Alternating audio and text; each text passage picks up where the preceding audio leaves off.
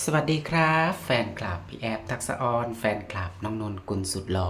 รวมถึงแฟนคลับช่องกระแสดาราดังชาแนลทุกๆคนแอดมินวันนี้ก็จะมาขอพูดถึงคลิปที่หลายๆคนไม่ว่าจะเป็นนักข่าวหรือว่าแฟนคลับหรือคนที่ชื่นชอบแล้วก็คนที่ไม่ชื่นชอบพี่แอฟเนาะที่ว่าได้ไปคอมเมนต์ในคลิปที่พี่แอฟสัมภาษณ์คู่กับน้องนนกุลและพี่แอฟน้ำตาไหลสำหรับแอดมินมองว่ามันเป็นน้ำตาแห่งความสุขนะที่แบบว่าความสุขที่ FC ได้คอยซัพพอร์ตความสุขที่พี่แอฟเองได้มาเจอความรักจากน้องนนกุลและก็ความรักจากแฟนคลับรวมถึงนักข่าวนั่นเองเพราะแอดมินก็เป็นเวลาพูดถึงเรื่องราวของความสุขแล้วก็ความปลื้มปิติแอดมินก็จะ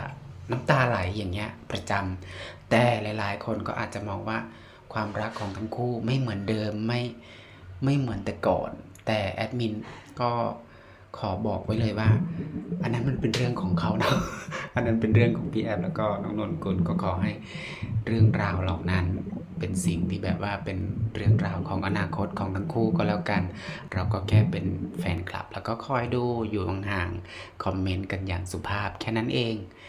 และก็มันก็มีคำพูดหนึ่งที่พี่แอฟบอกว่าอย่าคาดหวังกับความรักของพี่แอฟมากจนเกินไปอันนี้จริงนะเพราะว่ามันจะทำให้ทั้งคู่กดดันว่าต้องแต่งงานเท่านั้นเนาะขอบคุณทุกๆการรับชมคลิปสั้นเกินไป